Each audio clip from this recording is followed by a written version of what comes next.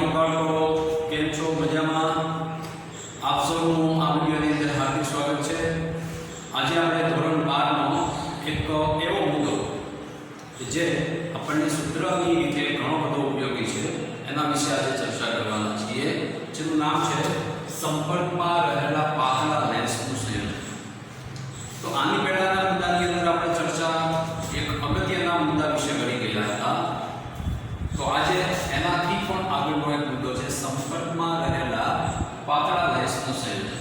તો આપણી પાસે અહીંયા બે લેન્સ છે, એકનું નામ A છે, બીજો B નામનો લેન્સ છે. બંનેની કેન્દ્ર લંબાઈ અલગ અલગ છે. એકની કેન્દ્ર લંબાઈ f1 છે, બીજાની કેન્દ્ર લંબાઈ આપણે f2 જો કહીએ તો f1 અને f2 કેન્દ્ર લંબાઈ વાળા બંને લેન્સ છે પાતળા લેન્સ. પાછા બંને એકબીજાના સંપર્કમાં છે, બંને ભૌતિક રીતે સંપર્કમાં છે. તો આવા કિસ્સાની અંદર આ સંપર્કમાં રહેલા લેન્સ દ્વારા કોઈ સૂક્ષ્મ અથવા બિંદુવત વસ્તુ જે O બિંદુ પાસે રહેલી છે અને તે બે લેન્સના આ મધ્ય બિંદુ P થી U જેટલા અંતરે આવેલ છે. તો આ વસ્તુનું પ્રતિબિંબ છે તે આપણને કઈ સાઈડે મળશે અને કેવી રીતે મળશે એના વિશેની માહિતી આ મુદ્દાની અંદર આપણે આજે જોવાની છે. તો સૌપ્રથમ આપણે ત્યાં છે કે લેન્સ હોય એટલે લેન્સનું સૂત્ર આપણે લાગુ પાડી શકીએ. લેન્સનું સૂત્ર જે આપણે છેલ્લા ટોપિકની અંદર આની પહેલાના વિડિયોમાં જોયું હતું. લેન્સનું સૂત્ર, લેન્સનો પાવર, ગોળીય સપાટી પાસે થતા વક્રી ભવનનું સમીકરણ, આ ત્રણ મુખ્ય સૂત્ર આપણે જોયા હતા. એમાંનું એક સૂત્ર જેને આપણે કહીએ છીએ લેન્સનું સૂત્ર. સૂત્ર હતું 1/f બરાબર 1/v માઈનસ 1/u.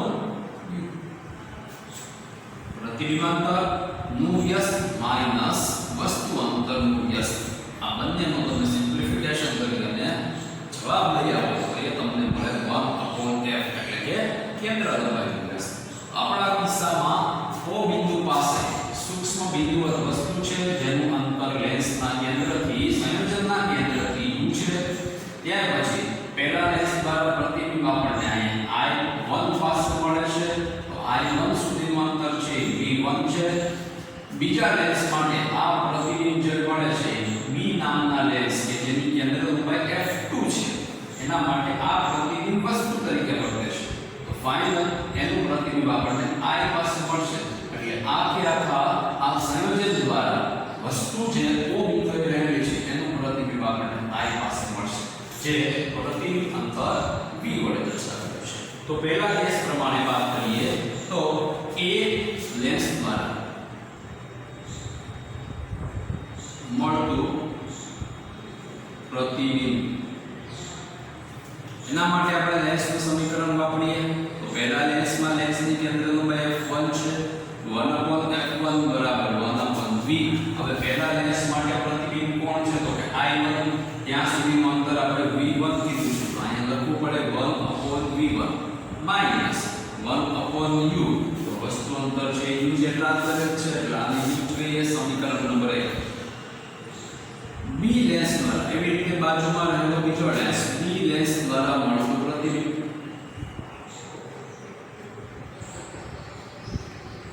આ કિસ્સાની અંદર B જે લેન્સ છે એના માટે વસ્તુ આ નથી. એના માટે પહેલા લેન્સે જે પ્રતિબિંબ બનાવ્યું એ એના માટે વસ્તુ છે. એટલે આ વસ્તુ અંદર થશે અને અહીંયા પ્રતિબિંબ મળશે તો એ પ્રતિબિંબ અંદર B થશે. તો એવા કિસ્સામાં બીજા લેન્સની કેન્દ્ર લંબાઈ f2, તો 1/f2 બરાબર 1/. હવે પ્રતિબિંબ અંતર થશે v માઈનસ વસ્તુ અંતર થશે v1. સમીકરણ નંબર 2. પહેલું સમીકરણ અને બીજું સમીકરણ બંનેનો આપણે સરવાળો કરીએ તો સમીકરણ 1 વત્તા 2 લેતા ડાબી બાજુનો સરવાળો ડાબી બાજુ સાથે, જમણી બાજુનો સરવાળો જમણી બાજુ સાથે, મતલબ કે 1/f1 1/f2 બરાબર બંનેનો સરવાળો થઈ ગયો. હવે બરાબર બીજી બાજુ સમીકરણ પહેલાની જમણી બાજુ 1/v1 minus 1/u plus 1/v minus 1/v plus 1/v minus 1/v1 થશે.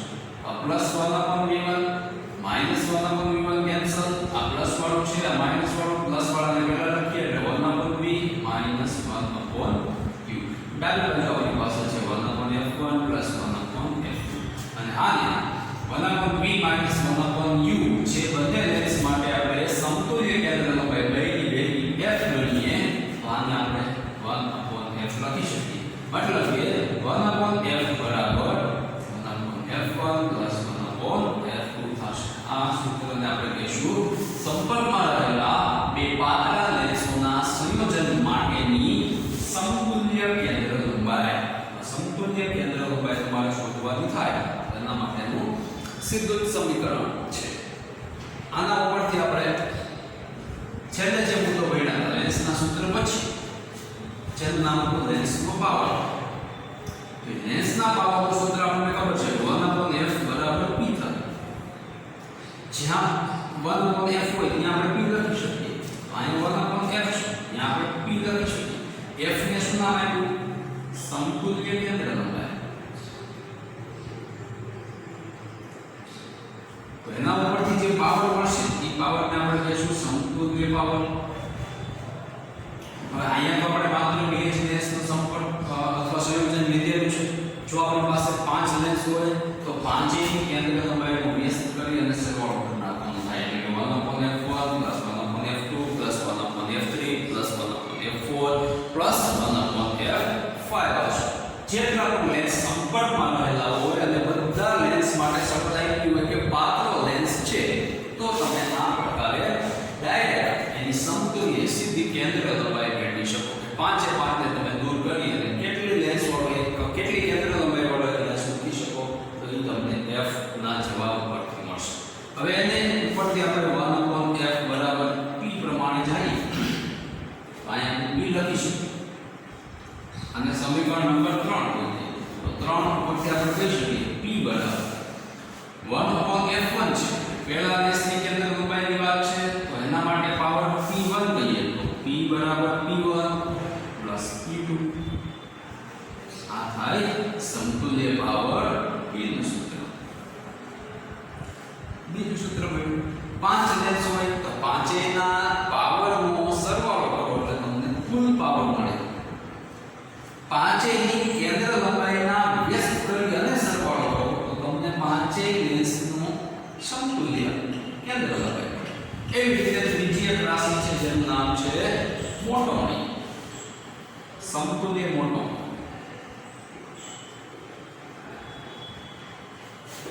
મોટોણી એટલે કે લેન્સ છે પ્રતિબિંબ તમને કેટલા ગણું મોટું આવશે એ દર્શાવતું એક મૂલ્ય છે તો મોટોણીમાં તમને મોટોણી લેન્સ ત્યાં આપી દીધી હોય દાખલા તરીકે પહેલા લેન્સની મોટોણી છે m1 છે બીજા લેન્સની મોટોણી m2 છે જેમાં આપણે પાવર p1 કીધો બીજાનો પાવર p2 કીધો એવી રીતે જો લેન્સની મોટોણી m1 m2 હોય અને તમને બે લેન્સ એકબીજાના સંપર્કમાં રાખેલા આપ્યા હોય તો તમારે લેન્સની મોટોણી સમતુલ્ય મોટોણી m જો આપણે એને કહીએ બેની બેની સંયોજન m બરાબર તમે લખી શકો m1 ગુણાકારમાં m2 સીધો ગુણાકાર આની કાંઈ સાબિત નથી ડાયરેક્ટ આપણે યાદ રાખવું પડશે કે ભાઈ સમતુલ્ય મોટોણી હોય ત્યારે સીધી મોટોણી તમારે ગુણાકાર કરવાનો છે સમતુલ્ય પાવર ત્યારે પાવરનો સીધો સરવાળો કરવાનો છે અને સમતુલ્ય કેન્દ્ર લંબાઈ માગી હોય તો કેન્દ્ર લંબાઈનો વ્યસ્ત કરી અને પછી સરવાળો કરવાનો છે તો સિમ્પલ એવું આ સૂત્ર છે જે તમે ફક્ત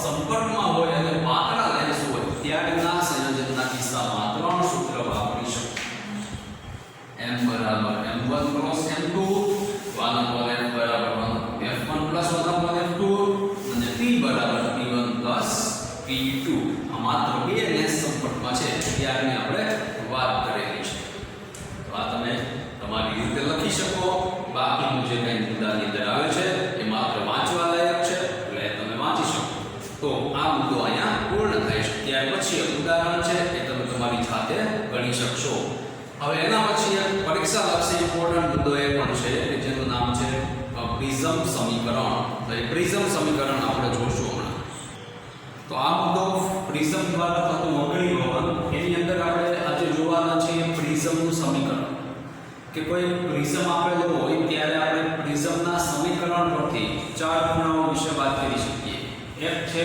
એ પ્રિઝમની અંદર જે પ્રકાશનું કિરણ PQ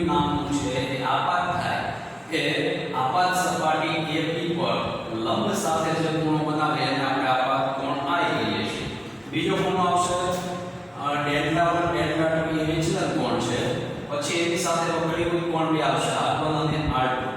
ત્યાર પછી એક કોણ આવશે પ્રિઝમ સાથે મુક્ત ખૂણો, જેને આપણે નામ આપીએ છીએ પ્રિઝમ કોણ, જેને A વડે દર્શાવીએ છીએ.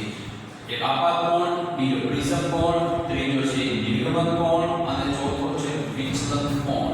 આ ચાર ખૂણાઓ વિશે અથવા ચાર ખૂણાઓનું સંબંધ દર્શાવતું સમીકરણ એને આપણે નામ આપશું પ્રિઝમ સમીકરણ. પ્રિઝમ સમીકરણ આપણે અહીંયા સાબિત કરવાનું છે અને પરીક્ષાની અંદર તમને બોર્ડમાં પૂછી શકાય કે પ્રિઝમનું સૂત્ર અથવા પ્રિઝમ સમીકરણ સાબિત કરો. એ સમીકરણ આપણને લખેલું આવશે, ત્યાં સુધી આપણે સાબિત કરવાનું થશે અને એ પ્રશ્ન તમને 3 માર્ક્સમાં પૂછી શકે. પ્રિઝમ સમીકરણ સાબિત કરવા માટે તમારે આકૃતિ જરૂરી ફરજિયાત દોરવી પડે. એટલે કે આકૃતિ પરથી આપણો મુદ્દો છે.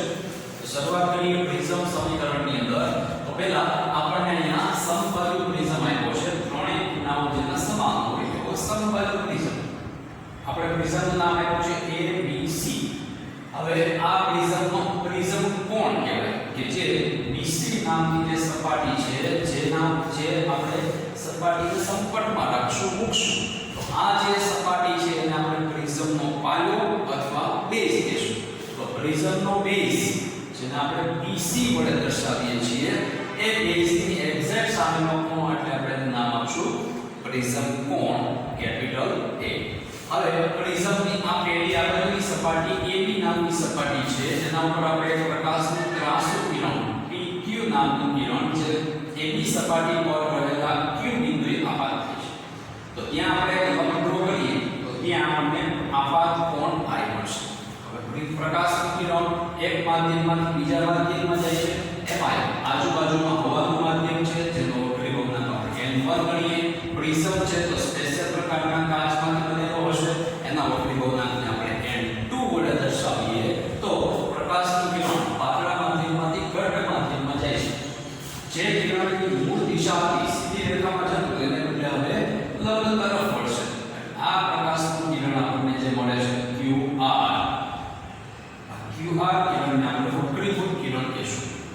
તો QR કિરણ છે એ લંબ સાથે R1 ખૂણો બનાવે છે. એટલે ખૂણાના આપણે વક્રીભૂત કોણ R1 નામ આપશું. પણ મૂળ દિશા સાથે Δ1 જેટલા ખૂણે વિચલિત થાય છે અથવા વિચલન પામે છે અથવા Δ1 જેટલું ખસે છે, દૂર જાય છે મૂળ દિશા સાથે.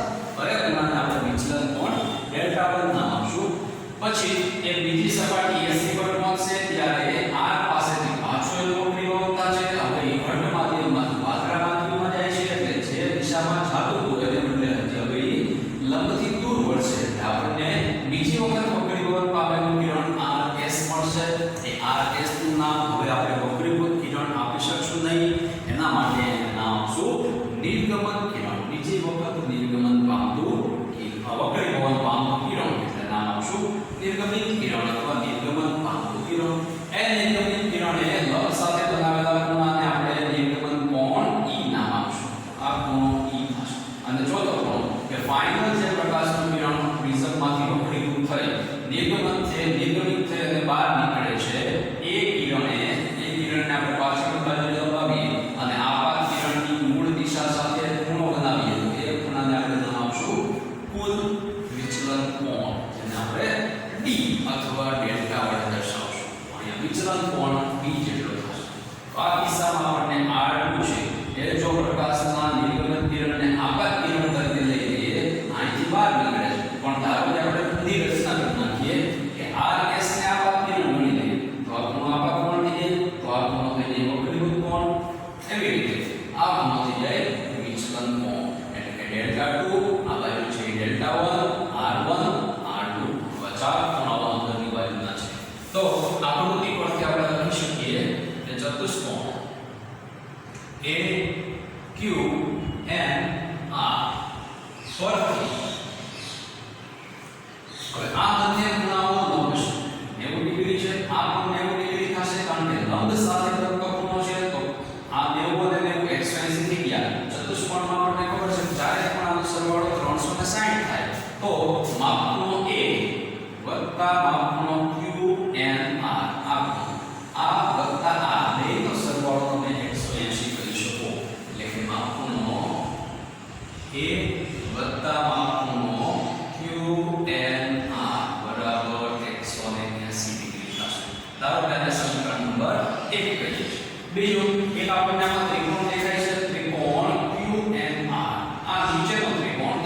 ત્રણ ખૂણાઓ કે એક R1 છે એક R2 છે અને બીજો ખૂણો QNR પોતે છે તો આ ત્રણેય ખૂણા ત્રિકોણની અંદર અવલંબના છે તો એક ખૂણા ઉપરથી આપણને ખ્યાલ છે ત્રિકોણના ત્રણેય ખૂણાના માપનો સરવાળો 180 થાય એટલે કે ત્રિકોણ QNR પરથી R1 R2 માપ ખૂણો મળે છે QNR બરાબર થશે 180 ડિગ્રી આને સમીકરણ નંબર 2 લઈએ તો સમીકરણ 1 અને સમીકરણ 2 માં 180 ડિગ્રી જમણી બાજુ સેમ છે તો તમે બેને સરખાવો તો સમીકરણ 1 બરાબર સમીકરણ 2 લઈએ તો આપણને માપ ખૂણો A વત્તા માપ ખૂણો QNR બરાબર હવે આટલું R1 વત્તા R2 વત્તા માપ ખૂણો QNR બંને બાજુ માપ ખૂણો QNR છે એટલે આપણે કેન્સલ આઉટ કરશું તો માપ ખૂણો A બરાબર મળશે R1 પ્લસ R2 એટલે કે R1 વત્તા R2 બરાબર માપ ખૂણાનું નામ જેને આપણે પ્રિઝમ કોણ કહીએ છીએ તો એ માપ ખૂણો A જેટલા થશે માપ ખૂણો A બરાબર થશે પ્રિઝમ કોણ આપણને એક અગત્યનું પરિણામ મળે છે કે ભાઈ બે વક્રનું છેદનું કોણ છે R1 R2 બે નો સરવાળો છે આપણને A જેટલો મળશે ત્યાર પછી થોડી વિચલન કોણની વાત કરીએ તો વિચલન કોણ D બરાબર કેટલું થાય તો કે ઉપરનો ત્રિકોણ આપણે જોઈએ ત્રિકોણ QMR આ ઉપરનો ત્રિકોણ એની બહારનો એક ખૂણો D છે જેને આપણે વિચલન કોણ D અથવા ડેલ્ટા કહીએ છીએ તો આ D બરાબર શું થશે તો કે ડેલ્ટા 1 પ્લસ ડેલ્ટા 2 બે થશે કારણ કે બે ખૂણાનો સરવાળો છે વિભાય હવે કોણ D જેટલો થશે એટલે કે D બરાબર તમે લખી શકો ડેલ્ટા પણ લખી શકો એટલે કે D બરાબર ડેલ્ટા બરાબર લખી શકો ડેલ્ટા 1 પ્લસ ડેલ્ટા કારણ કે D છે આ ડેલ્ટા 1 ડેલ્ટા 2 જે ત્રિકોણમાં આવે છે એની બહારનો એટલે કે બહિષ્કોણ છે તો બહિષ્કોણના નિયમ પરથી બહિષ્કોણ એટલે શું તો કે ત્રિકોણના બે ખૂણાઓનો સરવાળો એ બહિષ્કોણ જેટલું થશે આપણી પાસે ડેલ્ટા 1 ડેલ્ટા 2 નથી પણ આપણે અહીં લખી શકીએ કે ડેલ્ટા 1 વત્તા R1 એ I જેટલું થશે ડેલ્ટા 2 વત્તા R2 એ E જેટલું થશે કે સામસામે ખૂણાઓ સમાન છે ડેલ્ટા 1 બરાબર તમે અથવા ડેલ્ટા 1 પ્લસ R1 બરાબર I અને બીજું ડેલ્ટા 2 પ્લસ R2 બરાબર થશે E આ સમીકરણો પરથી આપણે ડેલ્ટા 1 ને સૂત્રનો કરતા બનાવીએ અને સમીકરણ નંબર 3 લઈ લઈએ તો ડેલ્ટા 1 બરાબર થાય I માઈનસ R1 એવી રીતે ડેલ્ટા 2 બરાબર થશે E માઈનસ R2 આ બે વેલ્યુ છે આપણે સમીકરણ નંબર 3 માં મૂકીએ તો આપણને D બરાબર ડેલ્ટા બરાબર મળશે I માઈનસ R1 આપણે ડેલ્ટા 1 કીધું છે વત્તા ડેલ્ટા 2 એટલે શું તો કે E માઈનસ R2 હવે I માઈનસ R1 વત્તા કૌંસમાં E માઈનસ R2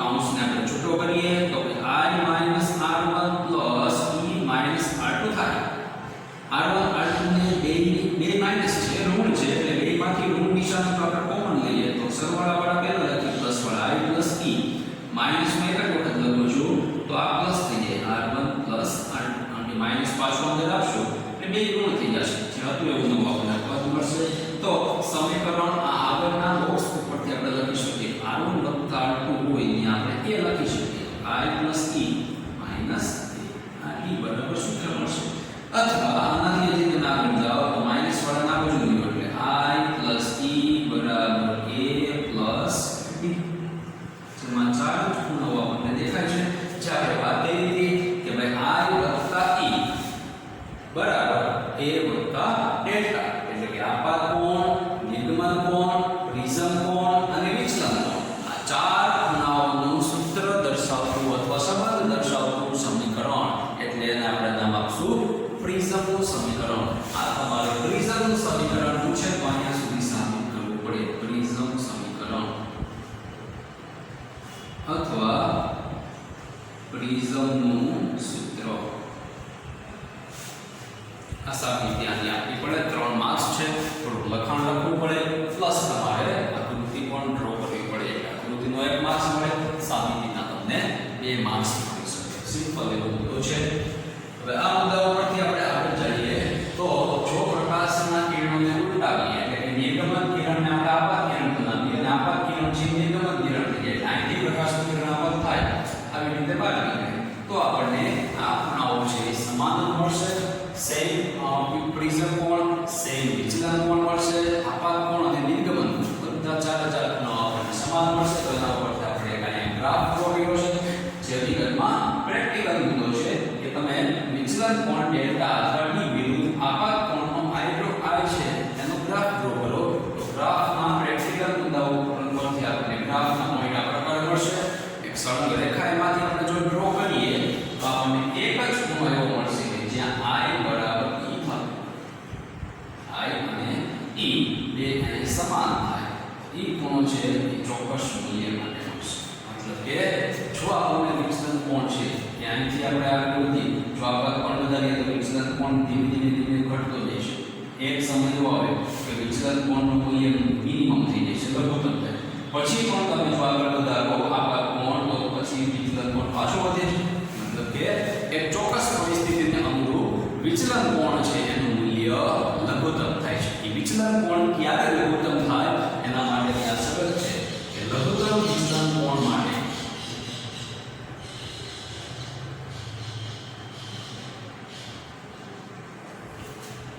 એટલે કે ડેલ્ટા બરાબર dm માટે ડેલ્ટાનું મૂલ્ય dm ક્યારે તમે લખી શકો તો કે i બરાબર e હોય જ્યારે આપાત કોણ અને નિર્ગમન કોણ બંને ખૂણાઓ સમાન હોય ત્યારે વિચલન કોણ કેટલો થશે તો કે સૂક્ષ્મ મિનિમમ b મિનિમમ અથવા વિચલન કોણનું મૂલ્ય લઘુત્તમ હશે. આ એક શરતનો આપણે અહીંયા પાલન કરવું પડશે. બીજું r1 અને r2 ધારો કે સમાન r1 અને r2 ને સરખા હોય તો આ સમીકરણ પરથી તમે લઈ શકો કે r1 બરાબર r2 બરાબર ધારો કે r છે તો a બરાબર શું થાય તો r વત્તા r એટલે કે 2r. therefore r બરાબર તમે લખી શકો a/2. આ એક સમીકરણનું આપણે અહીંયા કામ છે પાછું કે r બરાબર તમને a/2 મળશે. બીજું આ બિંદુએ તમે વક્રી ભવન થાય એટલે તમે સ્નેલનો નિયમ વાપરી શકો. સ્નેલનો નિયમ ક્યારે વપરાય તો કે વક્રી ભવન ભવનાંકનું મૂલ્ય ગુણાકારમાં આપાત કોણનો સાઇન બરાબર બીજી બાજુ વક્રી ભવનાંકનું મૂલ્ય ગુણ્યા વક્રી જે વક્રી ભવન કોણ છે એની આગળ તમારે સાઇન લાગુ કરવો પડે. એટલે કે n2 n1 જેને આપણે n2 1 કહીશું. આથી બેની સાપેક્ષે માધ્યમ 2 નો વક્રી ભવનાંક એટલે શું થાય તો કે sin આપાત કોણ સામે વક્રી કોણ એટલે કે sin i sin r. હવે આપણી પાસે r તો છે તો i નથી તો એના માટે શું કરવું તો કે આ સમીકરણ છે આ સમીકરણ d બરાબર i plus e minus a એમાં ડેલ્ટા એટલે કે d મિનિમમ જો આપણે લઈએ તો i હોય ત્યાં e લખી શકીએ એટલે કે ડેલ્ટા બરાબર d મિનિમમ લખીએ તો i બરાબર e થાય એટલે કે d બરાબર d મિનિમમ બરાબર i વત્તા i કારણ e ની જગ્યાએ શું મૂકશું i એટલે આપણને મળશે 2i minus a. આવું મળશે 2i minus a. તો 2i પરથી આપણે i જોઈએ છે કારણ કે આપણી પાસે r છે i નથી તો અહીંથી i ની સૂત્રને કરતા બનાવો તો 2i બરાબર તમને મળે dm plus a અને i બરાબર મળે dm plus a ભાગાકારમાં 2 આ આપાત કોણનું મૂલ્ય મળશે.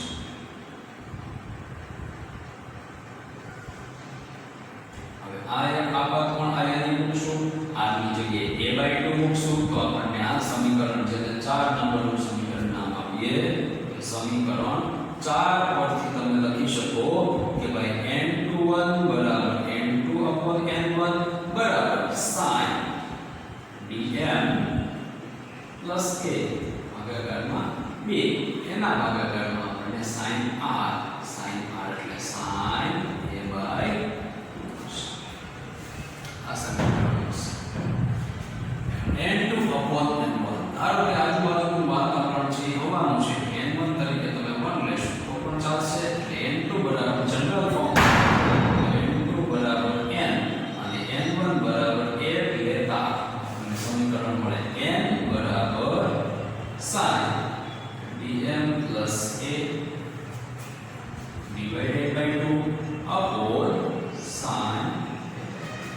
આ સમીકરણ થાય પ્રિઝમના દ્રવ્યનું વક્રી અવનાંક શોધવા માટેનું સમીકરણ. આના પરથી આપણને દાખલાઓ પૂછી શકાય.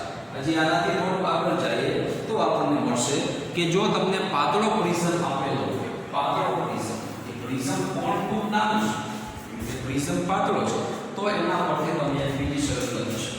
એ ફક્ત પાતળા પ્રિઝમ માટે છે, પાતળા પ્રિઝમ માટે. કે પાતળા પ્રિઝમમાં ખૂણાઓ છે એ સૂક્ષ્મ હશે એટલે sin તમે અવગણી શકો. એના પરથી તમે n21 બરાબર n2 n1 બરાબર n પણ કરી શકો. એટલે કે sin ને દૂર કરી નાખો એટલે તમને મળે dm plus a divided by 2 upon a by 2. આ 2 કેન્સલ થઈ જાય એટલે આપણને મળે n બરાબર dm plus a upon a. આના પરથી તમે dm ને સૂત્રનું કરતા બનાવો તો dm બરાબર આ a પેલા n વડે ગુણાશે એટલે n એ આ માઈનસ પાસે એટલે માઈનસ છે, આમાંથી a કોમન નીકળે n માઈનસ 1 અથવા n ને બદલે તમે n21 પણ આપી શકો. અહીંયા n એટલા માટે લીધું છે કે એ પ્રિઝમમાં દ્રવ્યનો વક્રી અવનાંક છે, બીજો વક્રી અવનાંક જે હોવાનો છે એને 1 ગણેલું છે. અહીંયા તમે n21 લખશો તો પણ ચાલશે. બરાબર a કૌંસમાં n21 માઈનસ 1. આ બંને સમીકરણ સાચા છે. આ સમીકરણ તમે માત્ર પ્રિઝમ જ્યારે પાતળો આપેલો હોય એવા કિસ્સામાં જ તમે વાપરી શકો. બાકી તમારે આ સમીકરણ sin ના ખૂણાવાળું વાપરવું પડે. તો આખે આપણું જે સૂત્ર છે એ તમને મેક્સિમમ માર્ક્સમાં પૂછી શકાય. પ્રિઝમ વડે થતું પ્રકાશનું વક્રીભવન. આના ઉપરથી જે દાખલાઓ છે તમે આ સૂત્રની મદદથી દાખલાઓ ગણી શકો. અગત્યનું સૂત્ર છે પ્રિઝમ સમીકરણ, પછી પ્રિઝમના દ્રવ્યનો વક્રી અવનાંક શોધવાનું છે, અથવા પાતળા પ્રિઝમમાં લઘુત્તમ વિચલન કોણ કેટલો મળશે એ શોધવાનું છે. તો ત્રણ રીતના તમે દાખલાઓ આના પરથી ગણી શકો. ઓકે, આજે અત્યાર સુધી અહીં સુધી જ રાખશું. બાકીનું આગળ નેક્સ્ટ વિડીયોમાં. આવજો.